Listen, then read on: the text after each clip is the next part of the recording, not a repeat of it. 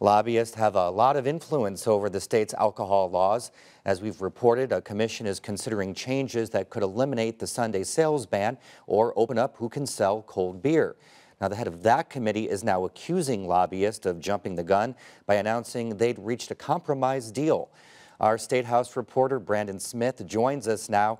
Brandon, it's really interesting, but when you listen to Bev Gard, the head of the commission, it seems like she's saying this deal could backfire. Yeah, well, she says it seems like because the Indiana Association of Beverage Retailers, which is the liquor store lobby, and the Indiana Retail Council, which is grocery and drug stores, because they agreed that while Sunday sales is what we should push forward with now, that's just a done deal. And of course, there's the little step before that happens of the General Assembly passing a bill and the governor signing it into law. Right, so now the alcohol lobbies worked out a deal amongst themselves in an attempt to ease the process of new laws. Do you have a sense of how other lawmakers that maybe benefit from this lobbyist money might react when it comes time to potentially vote on these new alcohol rules?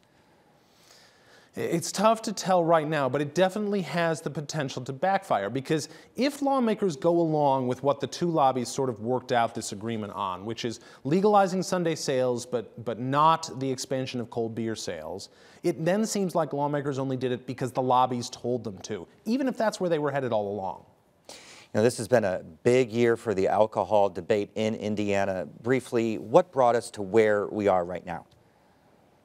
Honestly, a gambit by convenience store magnate Jay Ricker. He wanted to sell cold beer in his convenience stores, so we found a sort of backdoor way of doing it, which is by setting up restaurants, but were really counters where he sells burritos in a couple of his locations. That allowed him to sell cold beer. The General Assembly tried to step in, and ultimately they decided, well, let's take a look at the whole alcohol code. So since much of the current discussion started, as you said, because of that move by the convenience store Rickers to sell cold beer, what are the convenience stores saying about this?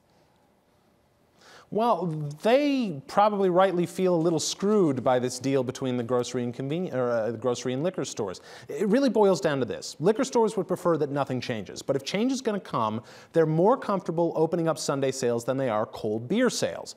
The grocery stores care more about Sunday sales, so they're happy to partner with the liquor stores, and that leaves the convenience stores who really want to sell cold beer on the outside looking in. All right, Brennan, we'll see what happens. Thank you very much. Thank you, Joe.